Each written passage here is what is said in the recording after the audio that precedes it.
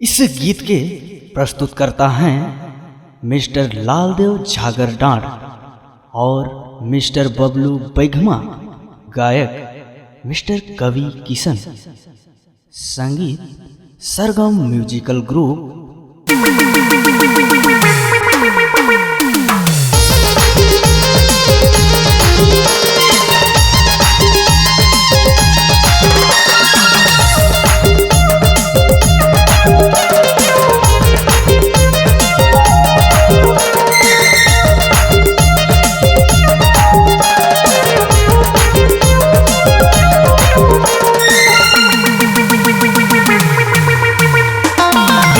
दर्द होवेला जब भी केकरो जोड़ी छूटेला,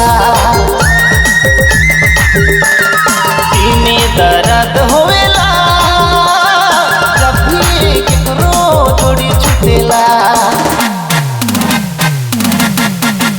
भला सोचेला दिल है दया भटकेला मन, हैरानी कैसे करो तो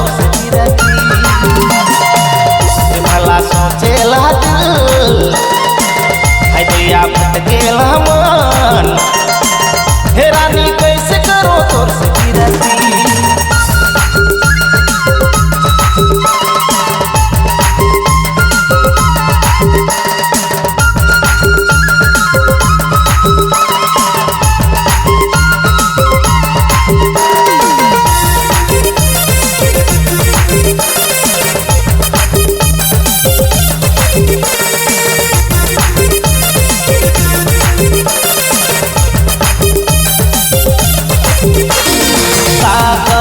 नहीं बुझात नखे रे कि सच में बेकार लगे रे,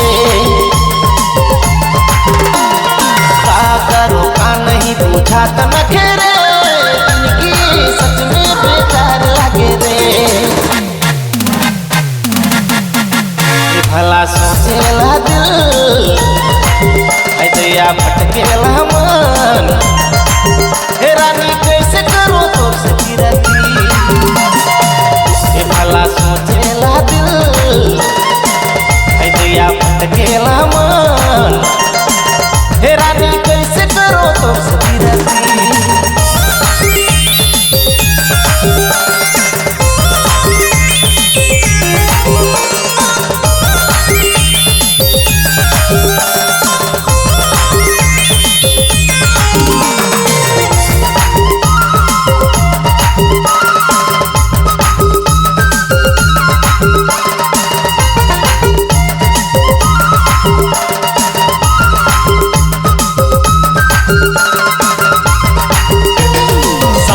बाहर लगे रे से सच में करीबी होले,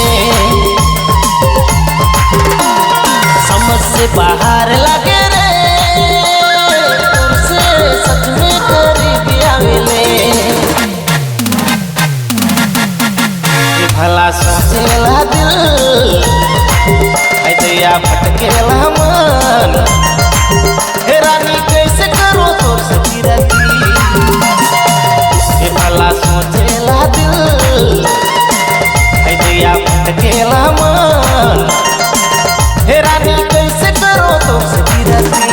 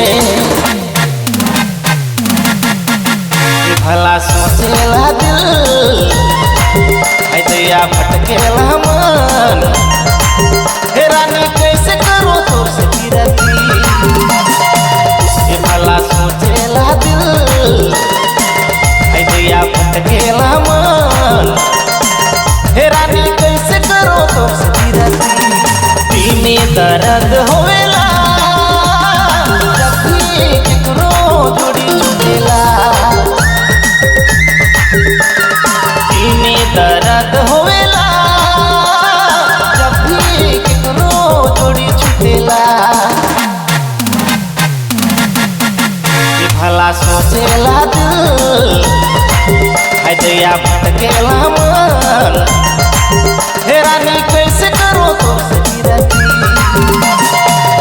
भला सोचेला दिल हृदया भटकेला मन हे रानी कैसे करो तो सजीरती